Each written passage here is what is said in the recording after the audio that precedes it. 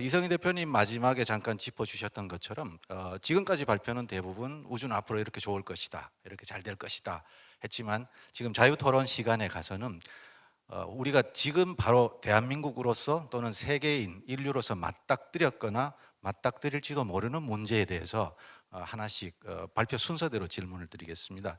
먼저 폴리온 교수님께 질문 드리면 아까 화성 쪽에서도 잠깐 언급하셨지만 외계 그 생명 흔적도 탐사를 하고 있으니까요.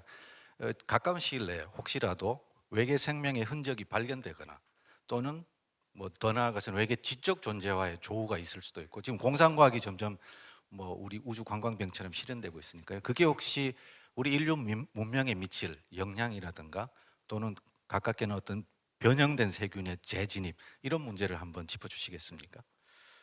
저는 그 지적 그 생명체의 존재에 대해서는 아직까지 저는 이제 세티라는 기관에서 많이 연구를 하고 있는데 2017년 저희가 휴스턴에서 어떤 일이 있었냐면 화성 탐사 준비하기 위해서 많은 이제 나사나 이제 스페이스X 이제 기관 분들이 모여가지고 토론했는데 저희가 하나 봉착해서 1시간 동안 걱정한 게 있었습니다. 바로 이겁니다. 여러분이 지금 2년 동안 걱정하신 그 이 바이러스 문제가 저희는 2년 동안 알았습니다. 우리가 면역체제가 없는 바이러스가 우리 인류에게 어떤 영향을 주는지. 그래서 가장 우주 탐사에서 가장 걱정되는 부분이 만약에 우리 면역이 준비 안 된 미생물이 우리 지구에 유입될 경우 어떻게 할 것인가. 그것이 가장 큰 우려 중 하나인 것 같아요. 그래서 우리는 2년 동안 지금 엄청난 그 바이러스의 힘이 얼마나 큰 걸 우리 알았기 때문에 우주 탐사를 준비할 때는 아마 그런 검증이라든지 그런 만약에 외계에서 물체를 갖고 있는 그럴 때는 그런 검역 문제가 상당히 중요하다고 저는 생각하고 있습니다. 그것이 가장 좀 우려되는 부분이라고 생각하고 있습니다. 예, 의견 감사합니다. 두 번째 순서대로 황정아 박사님께 질문드리겠습니다. 아까 그 발표 중에 아포피스 탐사에 우리 그 예비 타당성 예산이라고 하나요? 그게 이제 원래 결국 승인을 못 받았지 않습니까? 참 아픈 지점이고 물론 박사님께서는 발표 중에는 긍정적으로 그래도 우리는 답을 찾을 것이다. 그 유명한 인터스텔라 대사도 인용해 주셨지만 그 왜 그런 그 예산 확보 실패가 있었는지 그 원인은 무엇이고 또 앞으로 더 잘하려면 어떤 대안이 있는지 한번 의견 부탁드리겠습니다. 네, 소행성은 사실 우주 개발이나 우주 탐사 분야에 있어서도 굉장히 하이엔드급이에요. 그래서 달 가고 화성 가는데 화성을 가기 전에 대부분 소행성을 많이들 생각하고 있습니다. 여러분들이 알고 있는 많은 우주 선진국들이 소행성을 타겟으로 삼고 있는 이유가 있어요. 아포피스 같은 경우에도 가장 지구에 가까이 다가왔을 때 아포피스 소행성을 랑데뷰 동행 비행을 하겠다는 목표였어요. 움직이는 물체의 속도를 따라잡아서 그것과 똑같은 속도로 옆으로 따라가는 일입니다. 어마어마하게 힘든 기술이에요. 만약에 우주에서 움직이고 있는 어떤 물체와 똑같은 속도로 동행 비행하면서 걔를 관찰할 수 있다는 것은 궤도상에서 우주상에서 내가 원하는 어떤 타겟이든지 간에 정확한 타격이 가능하다는 뜻이에요. 궤도상의 연료 주입과 쓰레기 제거, 국방 안보 목적에 있어서 어마어마하게 중요하고 어려운 기술이었습니다. 그걸 해볼 수 있는 저희가 기회가 있었는데 아직 저희가 준비가 되지 않은 상황이었어요. 지금 현재 우리나라의 우주는 이제 겨우 달입니다. 달에 아직 도착하지 못했어요. 4.5, 12월 말까지 기다리셔야 우리가 타겟으로 했던 달 상공 100km에 도달합니다. 그래야 우리가 달까지 우리의 우주 영역이 확장되었다라고 말을 할 수 있는데 그 이상은 가본 적이 없어요. 그보다 더 멀리 심우주 탐사를 준비하기 위해서는 많은 기술들이 더 있어야 합니다. 그걸 하기 위해서 저희가 시간이 너무 부족했어요. 29년 4월에 가장 근지점을 지난 아포피스에 타오르기 위해서는 반드시 27년 10월 전에 출발했어야만 했어요. 인공위성을 한 개 만드는데 최소한 5년의 시간이 걸립니다. 5년에서 10년 주기로 보고 있는데 내년부터 개발을 시작해도 굉장히 빠듯한 일정이었어요. 그러나 내년 예산을 타는데 지금 예비 타당성의 기술 검토에서 저희가 탈락했기 때문에 안타깝게도 이번에 미선정이 되었습니다. 그러나 우리는 다른 기회를 또 찾을 거예요. 매우 중요한 기술이기 때문에 또 다른 소행성을 또 발굴할 예정에 있습니다. 네, 의견 감사합니다. 여기 연사 세 분들은 여러 활동을 통해서 기고도 많이 하시고 하니까 아마 기사에도 자주 나오실 겁니다. 그럼 여기 청중분들 앞으로 댓글 활동도 열심히 긍정적으로 우리 정부도 많이 도와주세요 하는 긍정적 댓글도 많이 부탁드리고요. 이성희 대표님께 질문 드리겠습니다. 그 아까 이제 컨택에 주로 활동하는 분야에 대해 마지막에 잠깐 짚어주셨는데 이따가 시간이 해야 되면 이제 컨택 분야를 조금 더 보고 이제 컨택의 주 분야가 그 데이터 서비스지 않습니까? 근데 지금 보면 뭐 우리도 최근 10년에 보면 사실 봄, 가을이 없어졌지 않습니까? 기후 변화를 겪고 있고 우리도 뭐 계속 태풍 피해가 점점 세지고 한데요. 그렇다면 이런 우주 산업 분야에서 우주 데이터를 활용한 그 기술이 또는 현재의 솔루션이 기후 변화에 대처하는 분야에 있어서는 어떤 쪽으로 이바지를 할 수 있다고 생각하시는지 의견 부탁드리겠습니다. 그 사실 이런 주제는 그 국제 컨퍼런스에서 항상 많이 나옵니다. 그래서 거기서 나오면서 그 이렇게 패널 토의를 하게 되면 어떤 얘기를 많이 하면 우리가 지금 글로벌 세계에 살고 있지만 우리는 글로벌 세계에 살고 있는 게 아니다. 우리는 한 개의 동일한 행성에서 살고 플래닛에서 살고 있다 얘기를 해요. 그 의미가 무슨 얘기냐면 다 같이 살려고 하면 다 같이 지켜야 된다는 얘기거든요.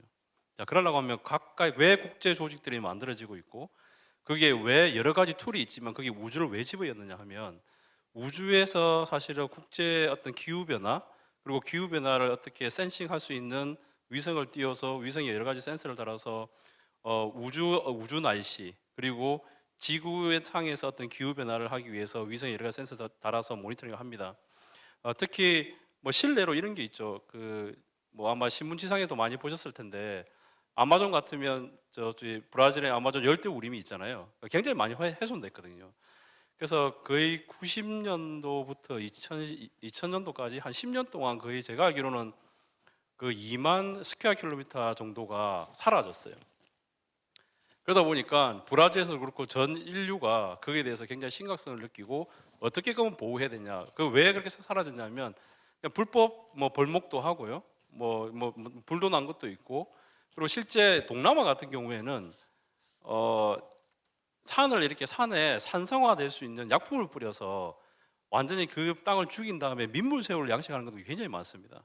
그렇듯이 그런 것들을 위성에서는 아까 제가 보여드렸듯이 위성은 전 지구를 돌면서 계속 모니터링하기 때문에 어떤 스테이터스가 어떻게 변화가 되고 있는지를 다 봅니다.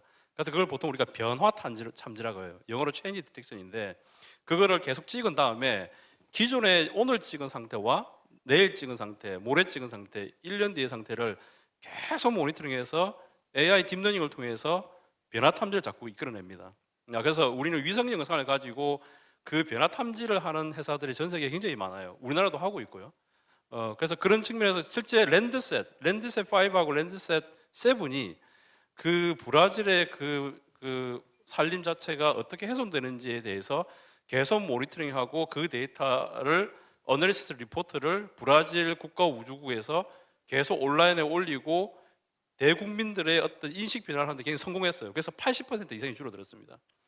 그렇듯이 실제 위성을 가지고 뭐 위성 가지고 할 수 있는 게 굉장히 많습니다. 아까 지금 말씀 기후 변화뿐만 아니라 재난부터 해서 뭐 디펜스, 그다음에 아까 말했던 여러 경제 지표 분석, 그렇기 때문에 굉장히 많은 것을 할 수 있기 때문에 그 데이터를 어떻게 의미 있게 활용하느냐, 뭐 우크라이나 사태도 마찬가지고 의미 있게 활용하느냐에 따라서 굉장히 의미 있게 활용하고 어떤 아이디어를 가지고 있느냐에 따라서 얼마든지 펼쳐 나갈 수 있다 이렇게 말씀드릴 수 있을 것 같습니다.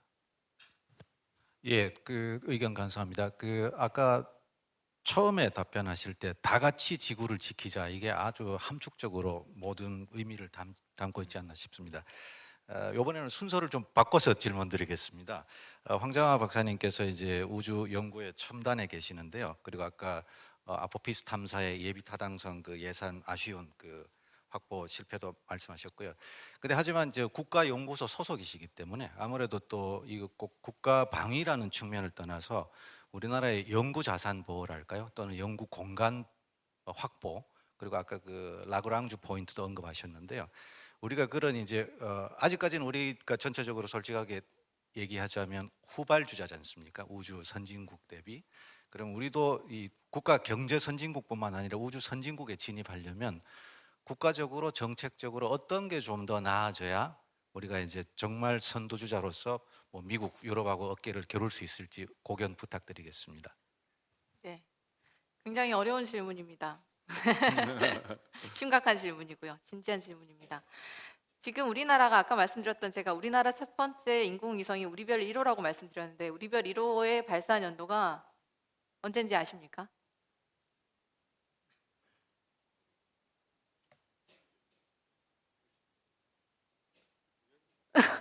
네, 네, 컨택 대표님. 오, 예, 아시는 분이 없으신가요? 비슷합니다. 네, 1992년입니다. 1992년에 우리나라의 첫 번째 인공위성이 우주로 갔습니다. 그렇다면 세계 첫 번째 인공위성은 무엇일까요? 전 세계의 첫 번째 우주로 인간이 뭔가를 보내기 시작한 것. 스푸트니크 1호가 언제? 57년 아닌가요? 훌륭하십니다. 정답. 찍었습니다. 1957년 러시아 구소련의 스푸트니크 1호입니다. 1957년과 1992년만큼의 우리나라 우주 개발 역사에 있어서 출발선이 다릅니다. 우리나라가 30여 년을 이미 뒤져서 출발했고요. 당연히 그 예산이나 인력이나 투자에 있어서 우리나라가 러시아나 미국과 중국과 일본과 겨루기를 할 때가 여러분들이 한번 생각을 해보십시오. 그게 가능을 할 것인가? 따라서 우리는 우리가 잘할 수 있는 것에 영향을 집중해야 됩니다. 우리가 지금 잘하고 있는 것. 우리나라의 위성체 플랫폼은 아까 보셨다시피 제가 보여드렸는데 초소형 위성체 플랫폼은 궤도에 올라 있다고 생각합니다. 우리가 여러 번 해봤기 때문에. 그리고 몇 종류의 탑재체에 있어서는 우리가 또 선진국에 필적할 만한 기술을 가지고 있습니다. 우리가 잘할 수 있는 것에 영향을 집중해야 됩니다. 소소형 위성과 군집 위성이라면 우리가 해볼 만하다고 생각하고 있고, 그리고 우리나라가 반도체, 우주 부품, 인공위성이나 우주로 가는 발사체에 들어가는 모든 부품들은 다 전자부품입니다. 뜯어보시면 전부 초록색 기판들로 이루어져 있어요. 수천 수만 개의 우주 부품이 필요합니다. 그 부품들 중 어느 것 하나도 우리나라 게 아니에요. 스페이스 헤리티지를 확보하지 못했기 때문에 우주를 갈 것은 반드시 우주에서 성능이 검증된 것이어야 됩니다. 따라서 우리가 우주 스페이스 헤리티지, 우주에서 운영해서 잘 운영되었던 경험을 쌓는 일이 매우 중요했는데 써보지 않은 우리 부품을 실어줄 다른 나라의 인공위성이나 우주 발사체가 없었습니다. 따라서 이번에 우리가 누리호에 성공한 것은 우리나라 우주 기업의 굉장히 큰 단비 같은 일이라고 생각해요. 300개의 우리나라 우주 기업이 누리호의 발사체의 부품들의 부품에 참여했습니다. 따라서 우리가 이제 겨우 스페이스 헤리티지가 있는 부품들이 조금씩 생기고 있고, 그것들이 어느 정도 인정이 되어야, 검증이 되어야 전 세계 우주 시장에 내놓을 수가 있습니다. 우리가 잘 아는 메모리, 반도체 부품, 우주 부품만이라도 우주급 부품을 우리가 생산할 수 있다면 지상에서 쓰는 것과 밀리터리급과 스페이스급은 가격이 천차만별입니다. 여기서는 1,000원짜리가 우주급은 1,000만 원, 4천만 원, 1억 이렇게 불러요. 따라서 우리가 그 시장에 진입할 수 있다면 훨씬 더 우리가 할 수 있는 일이 많을 거라고 생각합니다. 우리는 우리가 잘할 수 있는 것을 조금 더 집중해서, 영향을 집중해서 실력을 쌓아야 할 계제라고 생각하고 있습니다. 네, 의견 감사합니다. 우리가 잘할 수 있는 것에 집중해서 잘하자. 이제 연구소 입장에서 말씀하셨고요. 아까 이성희 대표님 마지막에 6개의 제언이었던가요? 기업가 입장에서 그거를 좀 더 확장해서 지금 이 토론 시간에 정부에서는 또는 우리 민간 사회랄까요? 민간 투자 세계에서는 이런 걸 좀 더 뒷받침해주면 아까 말씀하신, 제가 정말 공감드리는 게 기업이 한국 시장을 볼 것이 아니라 글로벌 시장으로 봐야 된다. 그럼 그 글로벌 시장을 더 잘하기 위해서 어떠한 정부의 정책 또는 민간의 관심, 이런 거 좀 자세하게 한번 의견 부탁드리겠습니다. 사실은 제가 항공우주연구원 근무할 때는 이런 얘기를 못했어요. 왜냐하면 펀딩을 과기로부터 받기 때문에 그때는 또 연구원 시절이었고, 근데 저도 이제 우주 쪽에 벌써 일한 지가 20년이 되었거든요. 연구소에서 한 10년 일하고 이제 사업을 한 지 8년이 되는데 나가보니 다르다는 거죠. 그러니까 연구소에서 내가 하고 싶은 것도 내가 하고 싶은 걸 하는 것도 아니고 국가의 프로젝트를 위해서, 그게 제가 그냥 하나의 참여 연구원으로 들어가서 일을 했다고 하면, 이제 나가서 하다 보니까 이제 어떤 생각이 드냐면 대한민국을 자존심 상하는 거예요. 대한민국도 충분히 할 수 있는데, 그러니까 특히 일본 애들, 옆에 있는 애들, 그러니까 전 세계 컨퍼런스나 전시회 가면 항상 대한민국에서는 컨테이너 회사만 부스를 가지고 나가요. 제가 3분 발표, 5분 피칭을 한번 받기 위해서 3년 동안 그쪽에 스타버스가 제 고마운 게 스타버스가 그 기회를 줬습니다. 제가 미국에 갔을 때 그나마 미국 가니까 프랑스 가라 독일 가라 해서 3분 피칭을 왜냐하면 부스를 가지고 가서 우리가 전시에 있다고 해서 동양에서 온 애가 우주를 하겠다 해서 달 들여다보지 않습니다.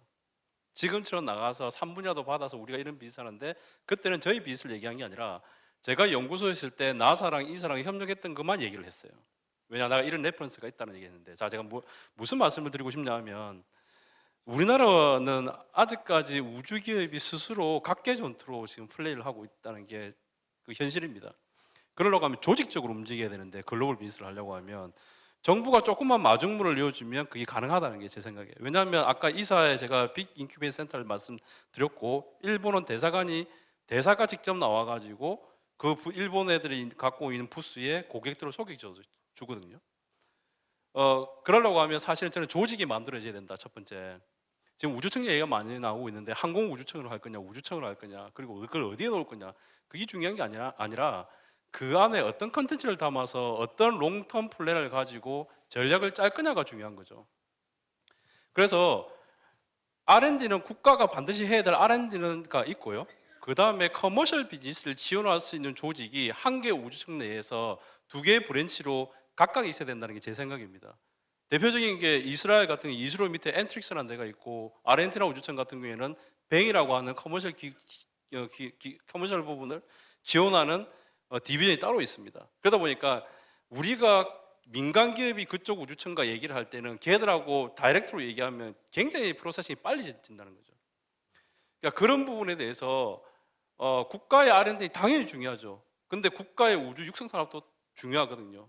그렇기 때문에 그런 전략에서 정부가 어떤 조직을 어떻게 플랫폼을 만들어서 어떤 전략으로 국제 무대에서 우리 기업들이 경쟁력을 가질 수 있을지를 고민해야 된다는 거고, 그리고 그런 국제 협력을 할 때 과기부가 됐든 항우연이 됐든 간에 같이 나가서 같이 현실을 보고 같이 고민을 할 수 있는 그런 장이 마련돼야 된다. 제가 이 부분을 참 많이 말씀드립니다. 또 하나는 뭐냐면, 자, 정부가 그럼 이렇게 지원해 줬을 때 기업은 어떻게 움직여야 되냐면, 기업 자체도 제가 많이 기업도 마인드셋을 바꿔야 된다. 언제까지 정부가 요구하는 것을 정부가 또 꼬물을 줄 때까지 이렇게 바라만 보고 있을 거냐. 너가 스스로도 마인드셋을 바꿔서 국제 무대에서 너가 경쟁력을 보여줘야지 뭔가 할 수 있지 않겠냐.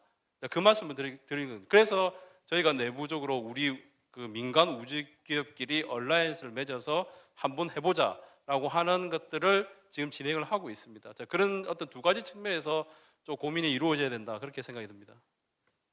예, 정말 날카로운 지적 감사합니다. 그 양방향에서 이제 지적과 또 개선점을 제안해 주셨는데요. 첫 번째, 정부는 청이나 이런 하드웨어, 어떤 기구 창설도 중요하지만 그 안에 들어갈 수 있는 컨텐츠와 전략 개발이 참 중요하다. 굉장히 중요한 말씀이고요. 또 반대로 기업 측면에서는 컨택 이성희 대표님은 제가 그 2년째 알고 지내는 분이지만 항상 글로벌 진출 이런 걸 강조하시는데, 우리 기업들이 상당수가 아직은 정부만 이렇게 아까 쳐다보고 있다. 그 기업들도 좀 관점을 많이 바꾸는 계기가 됐으면 좋겠습니다. 다시금 폴륜 교수님께 지금까지 조금 그 아픈 얘기들이 있었으니까 이번에 이제 나사 태양계 엠베서더 입장에서요. 우리나라가 아직은 사회적으로 기초과학 연구, 특히나 뭐 제임스 웹 망원경이 그 100억 광년이 넘는 거리를 촬영하고 하면 신문에는 자주 나지만 그게 과연 우리 인류에 어떤 의미를 지니는지, 저 미국은 저런 돈 들여서 저런 거 왜 하지? 이런 궁금함이 또 있을 수도 있습니다. 그런 순수 과학적 탐사, 언뜻 우리하고는 정말 멀어 보이는 뭐 빅뱅 탐구라든가 이런 것들이 민간에는 어떤 의미가 있는지 한번 고견 부탁드리겠습니다. 네. 제임스 웹의 이제 그 어떤 제 개인의 제 이제 사무실이, 제 학교 사무실이 제임스 웹이 이제 만들어졌던 노스트록 그런마이라는 회사에서 10분 거리에 있습니다. 그리고 이제 저는 제임스 웹 망원경 이제 출발하기 전 2번을 봤는데 제 학생이 그 제임스 망원경의 그 청소부였습니다. 근데 그 유리가 좀 비쌉니다. 가격으로 하면 한 13조 원 될까요?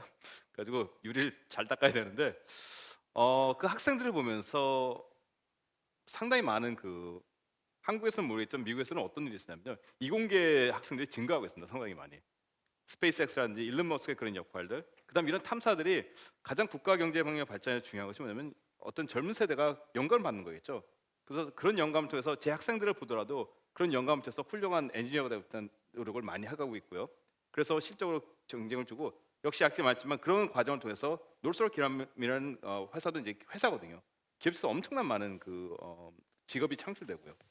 그래서 많은 세금이죠. 그 망원경을 만들기 위해서 그 수많은 자원이지만 그것이 다시 국가에 환원됨을 그 모든 경제층이나 아니면 과학 증가인지 기술 발전에 도움이 되기 때문에 결국 국가 경쟁 활동에 다시 세금이 다시 돌아가는 거죠. 그래서 국가 결정에 계속 도움을 주고 그다음에 역시 우주 탐사라는 것은 모든 사람이 우주뿐만 아니라 영감을 많이 준 것 같아요. 위대한 우리 많은 그 기업인의 리더라든지 보면 항상 가슴속에 우주에 대한 그런 어떤 열망이 있는 것 같아요. 그분들이 굳이 우주 탐사를 안 하더라도 그런 열망과 탐사의 그 노력들이 국가의 경제 발전이라든지 우리 인류 발전에 큰 기여를 하기 때문에 직간접적으로 엄청난 많은 투자 대비 더 리턴이 더 높다고 저는 생각합니다. 그렇기 때문에 미국은 수많은 자금을 투구해서 우주 탐사를 계속 해나가고 있다고 바라고 있습니다. 아까 원래 기조 강연부터 이제 그 영감, 꿈 이런 걸 많이 강조하셨는데요. 정말 좋은 말씀이라 생각됩니다. 지금 시간이 지나고 있으니까 다시금 폴륨 박사님부터 순서대로 해서 오늘 뭐 분야가 분야라서 그런지 저 포함 4명이 전부 이공계 출신이고 현직 종사자들인데요. 우리나라는 그 이공계 기피 현상이 이미 시작된 지가 벌써 한 10년이 넘었고 다들 뭐 다른 뭐 쪽에 제가 어느 분야라고 하지는 않겠습니다만 대신 이제 여기 선배들로서 나는 이공계에서 일하니까 이런 게 너무 좋더라 하는 자랑 하나만 좀 매력적인 말씀을 간단하게 한 30초씩 언급해 주시겠습니까? 저는 왜 우주를 좋아할까? 수학자인데 이렇게 보면 될 것 같습니다. 여러분들이 음악을 한다면요, 악보를 보면 음악이 나오지 않죠. 연주를 함으로써 우리가 음악의 아름다움을 느끼죠. 그 수학 어떻게 보시면 수학은 그 우주 탐사의 악보라고 생각하시면 되겠습니다. 모든 한 움직임 그 자체가 아름다운 어떤 수학의 노트를 연주하는 것이 우주 탐사죠. 상당히 아름답습니다. 아름답고 여러분의 그 영혼을 충만하게 만들 수 있습니다. 그리고 앞으로 이 이공계가 돈벌이가 잘 될 겁니다. 그렇기 때문에 여러분은 이공계를 선택하셔야 합니다. 수학은 악보다 멋진 말씀입니다. 황정아 박사님. 저는 물리를 전공했는데요. 여학생이 물리를 전공한 일은 예전에도 어려웠고 지금도 어렵습니다. 이공계, 그러니까 문과, 이과에서도 이과 중에서도 물리를 선택한 학생들의 급속한 감소세를 듣고 있는 중입니다. 그래서 일반 대학들에서 물리학과를 지금 뭐 굉장히 물리학과 이름들 바꾸느라 정신이 없는데 어쨌든 물리는 우주의 기본입니다. 그래서 물리과를 해서 지금 할 수 있는 일이 굉장히 많았거든요. 여러분들이 많이들 친숙하게 생각하시는 정재승 교수님이나 김상욱 교수님이 전부 물리학과 출신입니다. 세상에 돌아가고 다른 사람들과의 접점을 찾아 나가는 일에 물리학자들이 굉장히 많은 기여를 하고 있다고 생각합니다. 저는 우주에서 제가 발견한 문제들을 해결하는 데 관심이 있고 어떤 문제들을 현상을 보는데 그치지 않고 그 문제를 해결하는 데 관심이 있다면 남들과 좀 다른 걸 해보고 싶다면 저는 이공계를 하는 게 맞다고 생각을 합니다. 안 그러면 재미가 없으실 거고 결과적으로는 대학원 때 다시 또 돌아오실 수도 있어요. 제가 지금 대학원에서 학생들을 가르치고 있는데 수많은 학생들이 다른 직업을 가지고 있다가 다시 이쪽으로 돌아옵니다. 원래 하고 싶었던 일이 있었기 때문에 돌고 돌아서 멀리 가지 마시고 직진으로 쭉 이렇게 오시면 되겠습니다. 맞습니다. 네. 감사합니다. 자, 수학에 의해서 물리가 나왔고요. 자, 이성희 대표님 전공부터 밝히시고 하나 매력. 저는 박사는 이제 우주 전자정보공학을 전공을 했었고요. 원래 학부는 이제 전자공학을 했는데 원래 저는 어릴 때 어머니 영향 받아서 그런지 몰라도 이제 이렇게 판검사를 하라고 어릴 때 항상 그런 말씀 많이 하시잖아요. 그래서 원래 저는 그 문과를 가서 이렇게 법조계로 가려고 했는데 저희 누나가 그거 가면 밥 먹고 못 산다. 그 이공계를 가야 된다. 그래서 저는 사실은 학부를 전자공학을 갔거든요.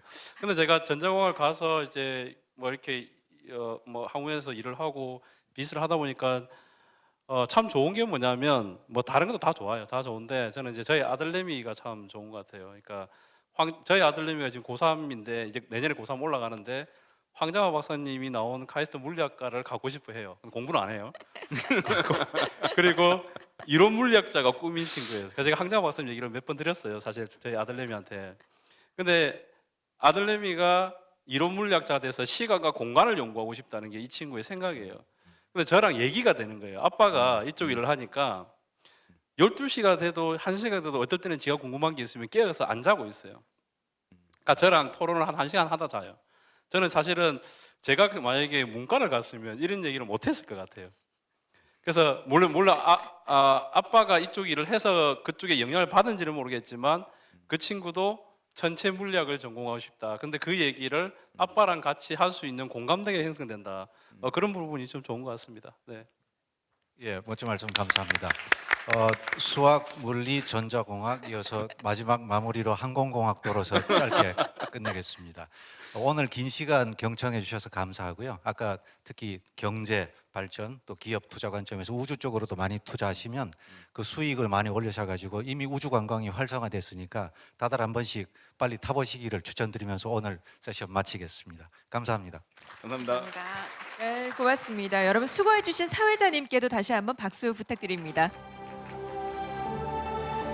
네, 고맙습니다. 이번 세션 함께해주신 우리 연사님들께서 이 과학과 우주에 얼마나 대단한 열정을 갖고 계신지 느낄 수 있었는데요.